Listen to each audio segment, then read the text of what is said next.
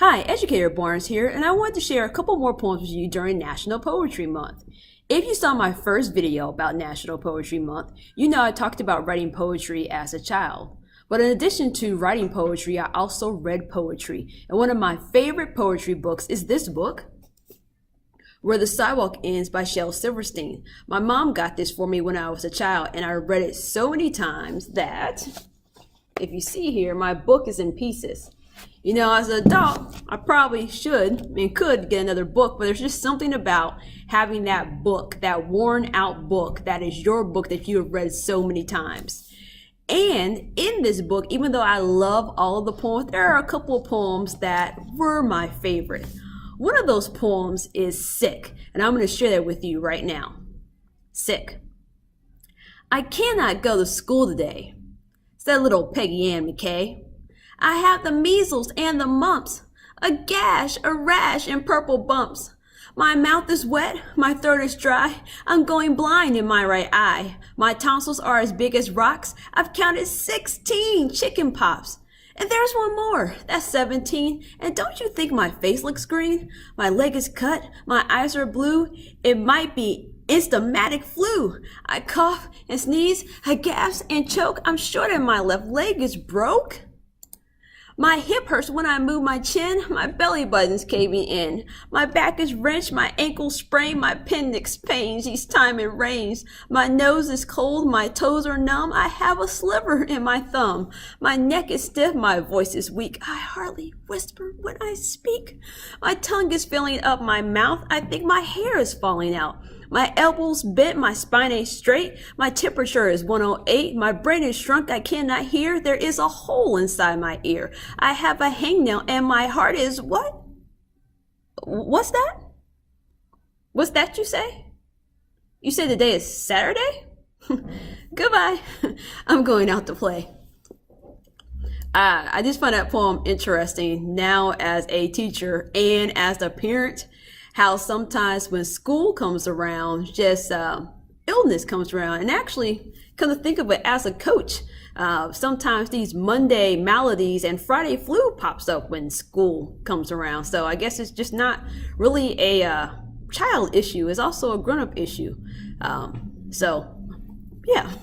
So the second poem I really love from Where the Sidewalk Ends is Sarah Cynthia Sylvia Stout. Would not take the garbage out. I just find this poem really humorous, so let's get into it. Sarah Cynthia Sylvia Stout would not take the garbage out. She scoured the pots and scraped the pans, candied the yams and spiced the hams, and though her daddy would scream and shout, she simply would not take the garbage out. And so it piled up to the ceilings, coffee grounds, potato peelings, brown bananas, rotten peas, chunk of sour cottage cheese. It filled the can, it covered the floor, it cracked the window and blocked the door. With bacon rinds and chicken bones, drippy ends of ice cream cones, prune pits, peach pits, orange peel, gloppy glumps of cold oatmeal, pizza crust and withered greens, soggy beans and tangerines, crust of black burnt buttered toast, gristly bits of beefy roast. The garbage rolled on down the hall, it raised the roof, it broke the wall. Greasy napkins, cookie crumbs, globs of gooey bubble gum. Cellophane for green bologna, rubbery, blubbery macaroni, peanut butter, cake and dried, curdled milk and crust of pies, moldy melon, dried up mustard, eggshells mixed with lemon custard, cold french fries and rancid meat, yellow lumps of cream of wheat. At last the garbage reached so high that it finally touched the sky. And all the neighbors moved away, and none of her friends would come to play. And finally Sarah Cynthia Stout said, "Okay, I'll take the garbage out." But then, of course, it was too late. The garbage reached across the state from New York to the Golden Gate. And there in the garbage she did hate, poor Sarah met an awful fate. That I cannot right now relate, because the hour is much too late. But children, remember Sarah Stout, and always take the garbage out. I just find that poem kind of humorous because even, I guess, going back to the child versus adult thing, no one really wants to take out the trash. And so even though this is a grand exaggeration. It's just, I think about my own house. It's just, I feel like my husband and I are just weighing each other out to see who's going to take out the garbage.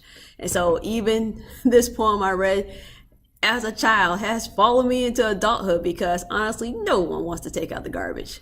So those are my two poems today from Shel Silverstein, Where the Sidewalk Ends.